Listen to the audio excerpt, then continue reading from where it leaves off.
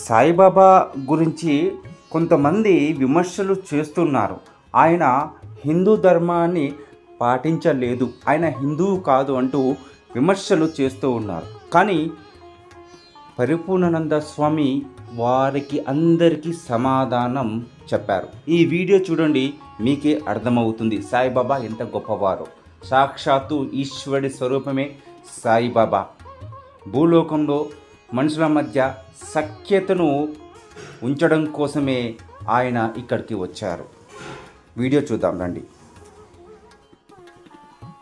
ఈరోజు ఆయన గురించి కూడా చెప్పాలి. ఎందుకంటే కొంతమంది పాపం అంటే వాళ్ళ ఇబ్బందులు నేను గుర్తించగలను,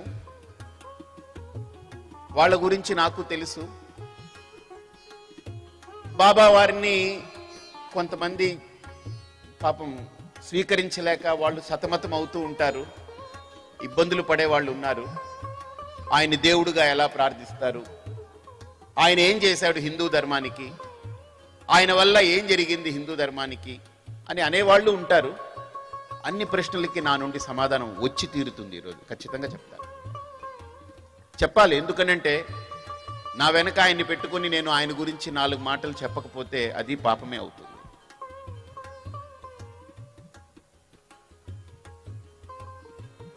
నేను ఆయన భక్తుణ్ణేం కాను, నేను ఆయన్నేం పూజించను, నాకు ఆయన ఏం దేవుడు కాదు. కానీ నేను అభిమానించి, నేను ప్రేమగా ఈ భూమి మీద ఎవరినైనా ఒక ప్రేమతో కనెక్ట్ అవ్వాలనుకున్నటువంటి వ్యక్తులు ఎవరైనా ఉంటే, ఏదైనా ఒక సోర్స్ ఉంటే, నా తల్లి, నా గురువు నాకెంత ఒక ప్రేమను నాకు చూపించారో, నాకు ఆయన గురువు కాదు, మీకు చెప్పాను, నాకు దేవుడు కాదు, నేను పూజించలేదు, కానీ నాకు ఆయన్ని చూస్తే వాళ్ళిద్దరూ కనపడుతూ ఉంటారు. ఎందుకు అని నన్ను అడిగితే దానికి శాస్త్రం ప్రమాణం ఏమీ లేదు, నా మనస్సుకి కనెక్ట్ అయింది. అది నా అమాయకత్వం కావచ్చు, లేదా చదువుకున్న వాళ్ళు ఎవరైనా ఆయన అంగీకరించలేని వాళ్ళు నాకు అవివేకం ఉందని ముద్ర వేసుకోవచ్చు, నాకు అజ్ఞానం ఉందని కూడా అనుకోవచ్చు. నో మ్యాటర్ వాట్, నాకు అనిపించింది నేను చెప్తున్నాను. రెండోది, ఆయన ఎప్పుడూ 10 మందిని బాధ పెట్టండి, 10 మంది దోచుకోండి అని చెప్పలే. ఆయన చింపిరి బట్టలు వేసుకున్నాడు, ఆయన భిక్షాటన చేశాడు. ఆయన ఉన్నప్పుడు ఆయనకి ఉండడానికి కూడా పెద్ద స్థలం ఏమీ లేదు. కానీ ఈరోజు విచిత్రం ఏంటంటే, ఆయన కనుక భూమి మీదకి వస్తే ఆయన ఆశ్చర్యపోతాడు, ఇదేంటి, నాకు ఈ గుళ్ళేంటి, ఈ బంగారం ఏంటి, ఈ వెండి ఏంటి, అసలు నా పరిస్థితి ఏంటి, ఉన్నప్పుడు నాకు ఏమీ లేదే, ఇప్పుడు ఇదేమిట్రా అని ఆయనే ఆశ్చర్యపోతాడు. అంటే మన భక్తి అలాంటి దాన్ని కొంతమంది వేలం వెర్రి అనొచ్చు, కొంతమంది వెరీ గుడ్ అనొచ్చు, ఏమైనా అనొచ్చు. ఆయనే నిజంగా ఆశ్చర్యపోయేటువంటి సన్నివేశం ఈరోజు. వీధి వీధిలో బాబా యొక్క ఆలయం. ఆయన్ని ప్రేమించినటువంటి హృదయం బహుశా చాలా తక్కువగా ఉంటుంది. మనందరికీ తెలుసు, ఉడిపికి చెందినటువంటి పెజావర్ స్వామి నిజంగా ఈరోజు భారతదేశంలో మనందరం నిజంగా ఆదర్శంగా తీసుకోగలిగినటువంటి అతి కొద్ది మంది యతీశ్వరుల్లో, అంటే అంతటా భగవంతుణ్ణి చూడగలిగేటువంటి అతి తక్కువ యోగీశ్వరుల్లో వారొకరు. వారు చాలా ఒక తపస్సంపన్నులు, ఒక యోగి, 90 ఏళ్లు పైబడినటువంటి వ్యక్తి. వారు కూడా షిరిడి వెళ్ళి బాబాని చూసి, ఈరోజు ధర్మానికి కాస్త ఏదైనా ఒక పెద్ద ఎత్తున ఒక అడ్డుకట్ట వేయగలిగితే అది షిరిడి సాయిబాబా వల్లనే జరుగుతుంది హిందూ ధర్మానికి అని ఆయనే చెప్పారు.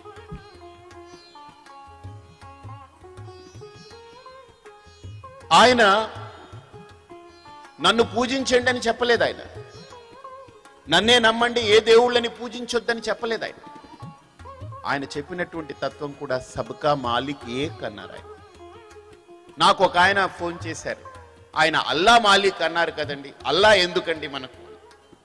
వాస్తవమే, కానీ ఆనాటి కాలమాన పరిస్థితుల్లో అప్పుడున్నటువంటి భాషల్లో ఆ తురక భాష కూడా హిందీలో కలిసిపోయింది.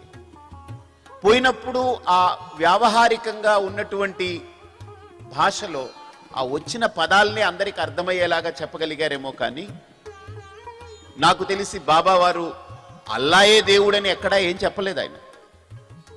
ఆయన చెప్పింది సబ్కా మాలిక్ ఏక్ హై. నువ్వు అల్లా అన్నా, ఇంకొకడు యేసు అన్నా, ఇంకొకడు ఇంకొకటి అన్నా, మీరు అనుకునే వాటన్నిటికంటే కూడా పరమాత్మ చాలా అతీతుడు. ఆయన నిర్గుణమైన పరబ్రహ్మ తత్వము. ఆయనకు ఒక రూపం లేదు, ఆయనకు ఒక పేరు లేదు. ఆయన సర్వత్రా అంతటా వ్యాపించి ఉన్నాడు. అందరిలో చూడండి, అన్నింటా చూడండి అని ఆయన నేర్పాడు. అది అన్ని మతాలు ఒప్పుకో, ఒక హిందూ ధర్మం ఒక్కటే ఒప్పుకుంటుంది. భగవంతుడు పైన కాదు, ఎక్కడో, ఇక్కడ ఉన్నాడు, అక్కడ ఉన్నాడు, అంతటా నిండి ఉన్నాడు అనేటువంటిది, ఆ సత్యాన్ని బాబా చెప్పినటువంటి వాక్యాలని మనం గమనిస్తే, బాబా ఆయన సొంతంగా ఏదో కల్పించి రాసింది కాదు. ఆయన గ్రంథాల్లో, శాస్త్రాల్లో ఉండే వాక్యాలనే ఆయనకి విన్నది, ఆయన తెలుసుకున్నది, లేదా ఆయనకు అనిపించింది అలవోకగా సబ్కా మాలిక్ ఏక్ అన్నారు. చాలా అద్భుతమైనటువంటి వాక్యం. అందరికీ ప్రభు ఆ పరమాత్ముడే, అందరికీ తండ్రి ఆ పరమాత్ముడే, అందరికీ రక్షకుడు ఆ పరమాత్ముడే. పరమాత్ముడు తప్ప రెండవది లేదు. అదే భగవద్గీతలో కృష్ణుడు అన్నాడు, మత్తః పరతరం నాణ్యత్ కించిదస్తి ధనంజయ అన్నాడు. అదే ఉపనిషత్తులు డిక్లేర్ చేశాయి, ఈశావాస్యం ఇదం సర్వం యత్కించ జగత్యాం జగత్ అని. కాబట్టి నేను కోరుకునేది కూడా, బాబా వారిని అపార్థం చేసుకునే వాళ్ళు దయచేసి తగ్గించుకోండి. అలాగనే బాబా అంటే ఏమిటనంటే, బాబాయే దేవుడు, ఇంకెవరు దేవుడు లేడని ఏ బాబా భక్తులన్నా అది అంతకంటే పొరపాటు ఏది ఉండదు. ఎందుకనంటే బాబా కంటే ముందు ఈ సంస్కృతి అలరారుతూ వస్తున్నది. అందులో బాబా ఒక విశిష్టంగా, ఒక మహాత్ముడిగా మనందరికీ ఒక అద్భుతమైన మార్గదర్శనం చేశారు. ఈరోజు బాబా భక్తి పేరు మీద మనం కొన్ని తెలిసి, పాపం తెలియక చేసే కొన్ని పొరపాట్లు, తెలిసి కాదు. ఏం చేస్తామంటే, బాబా పాదాల క్రింద శివలింగాన్ని పెడతారు. అది ఎప్పుడు చేయకూడదు. బాబా పాదాల కింద నేను ఉండొచ్చు, నాలాంటి వాళ్ళు, నేను అల్పుల్ని ఆయన పాదాల కింద కూర్చోవడం అంత అర్హత మనకు ఉంటుందో లేదో తెలియదు. నాలాంటి వాళ్ళం 100 మంది ఆయన పాదాల కింద కూర్చోవచ్చు, కానీ శివలింగాన్ని ఆయన పాదాల కింద పెట్టడం, లేదా రాముణ్ణి ఆయన పాదాల కింద పెట్టడం, లేదా అమ్మవారిని ఆ పాదాల కింద పెట్టడం, అది ఎప్పుడూ చేయకూడదు. ఎందుకనంటే బాబావారే రాముణ్ణి ఆరాధించారు, బాబావారే విష్ణు సహస్రనామం చెయ్యండి అని చెప్పారు. సో రామాయణం గురించి ఆయనే చెప్పేవారు. అంటే ఆయన ఆరాధ్య దైవుడు రాముడు. కాబట్టి ఆయన ఆరాధించినటువంటి దైవాన్ని ఆయన పాదాల కింద పెడితే ఎలా ఉంటుంది? అది పొరపాటు అవుతుంది. కాబట్టి మనందరం కూడా అలాంటి అపోహలకి దారివ్వద్దు. అలాగా తప్పుగా ఆలోచించేలాగా మనందరి యొక్క వ్యవహారం ఉండొద్దు. ఈ విళంబినామ సంవత్సరంలో బాబా భక్తులకి ఇప్పుడు ప్రత్యక్షంగా ఉన్నవాళ్ళు కావచ్చు, లేదా పరోక్షంగా టీవీ ఛానళ్ల ద్వారా వినేవాళ్ళు కావచ్చు, ఎవరికైనా నేను చెప్పాలనుకుంటున్నది, బాబాను ఆరాధించండి, బాబాను ప్రేమించండి. అందులో ఏ దోషము లేదు. ఎవరైనా మీరు తప్పు చేస్తున్నారు అని అంటే, సరేలేండి మేము చేసే తప్పు అయితే ఆయనకి వదిలేస్తాము, ఆ తప్పు ఆయనే భరిస్తారని అనుకోండి. కానీ మనము తెలిసి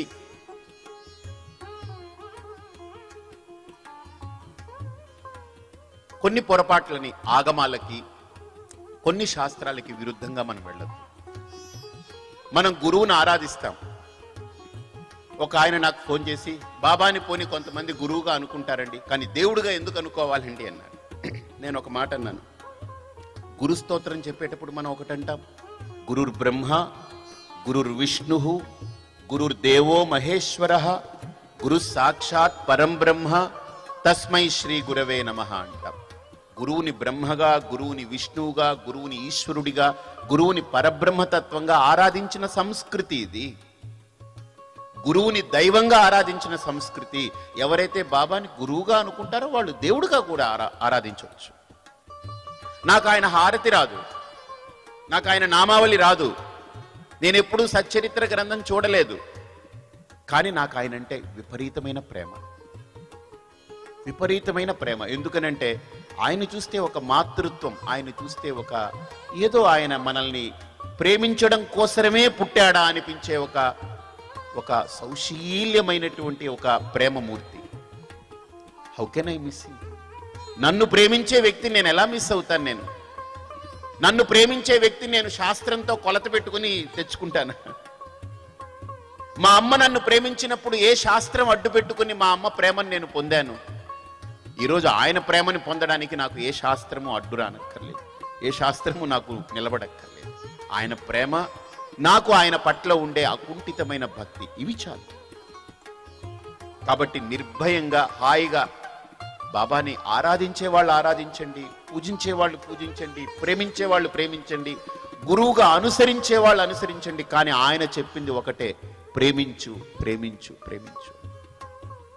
మనలో ద్వేషం పెట్టుకోక్కర్లేదు, మనం ప్రేమిద్దాం. ఎవరైనా ఏదైనా అన్నారని మనం ఏం బాధపడక్కర్లేదు. అసలు ఎందుకు, వై ఐ షుడ్ ఫీల్?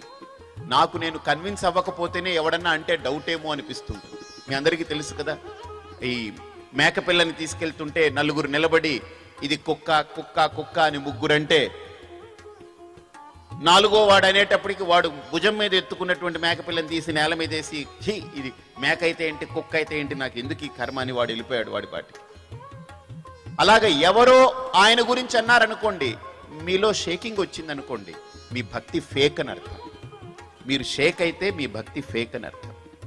మిమ్మల్ని కదపని స్థితిలో మీ భక్తి కనుక ఉంటే ఎవరు ఏది చెప్పలేరు. ఎవరు చెప్పినా మీకు ఎక్కదు, ఎక్కించుకోవాల్సిన పని కూడా లేదు. కాబట్టి ఈరోజు వారి గురించి చెప్పాలనుకున్నాను కొంత. మీకు ఇప్పుడు మన ద్వారా ఇక్కడ చాలా మంది, కొన్ని లక్షల మంది, కోట్ల మంది చూస్తారు. వాళ్ళందరికీ ఈరోజు ఒక షిరిడి సాయిబాబా అనేటువంటిది ఎలాంటి ఒక వ్యవస్థ అంటే, మహమ్మదీయులు ఆయన్ని పూజిస్తారో లేదో నాకు తెలియదు, నేను ఎప్పుడు చూడలేదు. క్రైస్తవులు ఆయన్ని పూజిస్తారో లేదో నాకు తెలియదు, నేను చూడలేదు. కానీ 99.99.99 ఇక చెప్పుకుంటూ పోతే 100 అని చెప్పేయచ్చేమో. 100 మంది స్వచ్ఛంగా హిందువులే పూజిస్తారు. ఆ హిందువుల అభిమానాన్ని చూరగొన్నటువంటి ఒక మహాత్ముడు, మహనీయుడు ఆయన, అందులో ఏమనుమానం లేదు. ఆయన్ని ఎందరో మహానుభావులు ఈ భారతదేశంలో పుడుతూ ఉంటారు, మార్గదర్శనం చేస్తూ ఉంటారు. కొంతమంది మాట్లాడి చేస్తారు, కొంతమంది చేతలతో చేస్తారు, కొంతమంది కేవలం చూపులతో చేస్తారు. అలాగా ఆయన చేతలతో, మాటలతో, చూపులతో, అన్నిటితో చేసి చూపించారు.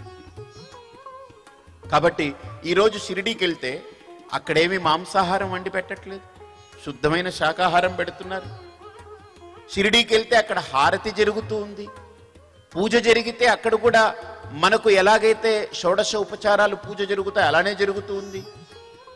ఆయనకి పంచకాలాల్లో పంచహారతులు చేస్తారు. అక్కడ ఆయనకి కూడా నివేదన పెట్టేటప్పుడు ఆయనకి వేరే ఏం పెట్టరు. ఆయన నివేదన అంతా కూడా చక్కగా ఆ తెల్లటి ఆ గుళికల్లాగా ఉంటాయి, స్వీట్ ఉంటుంది, మిఠాయి ఉంటుంది.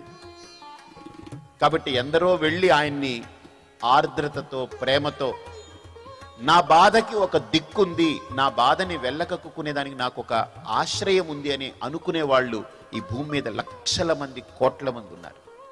ఆ కోట్ల మంది ఆశ్రయాన్ని నిజంగా పాడు చేయకండి, ఎందుకంటే అది మహాపాపం కూడా.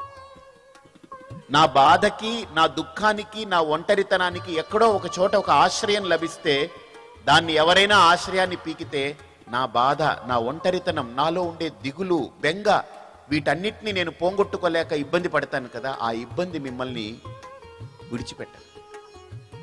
కాబట్టి కోట్లాది మంది, కానీ నేను ఆయన దగ్గరికి ఎప్పుడు బాధతో వెళ్ళలేదు, దిగులుతో వెళ్ళలేదు. ఎందుకంటే నాకు ఆయన్ని చూసినప్పుడల్లా నాలో ఏంటో ప్రేమ వచ్చేస్తూ ఉంటుంది. ఆయన గురించి అనుకున్నప్పుడు ఆ రూపము, ఆయన కూర్చున్న విధానము, ఆయన చూసే చూపు, ఒక ప్రేమ వస్తుంది.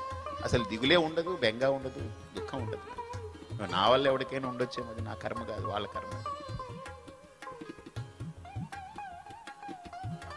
కాబట్టి మీరందరూ దయచేసి వింటున్న వాళ్ళు ఎవరైనా సరే ఇలాంటి అపవాదులు, ఇలాంటి బురద చల్లేటువంటి ప్రయత్నాలు చేస్తే మీరు చేసుకుంటామంటే నాకేం అభ్యంతరం లేదు. ఎందుకంటే మీలో కూర్చున్న వాళ్ళు ఎవరైనా బాధపడతారేమో, కానీ ఎప్పుడు నేను తాటాకు చప్పుళ్ళకి ఎప్పుడు వెరవను. ఎందుకంటే నా దృష్టిలో అవి తాటాకు చప్పుళ్ళే.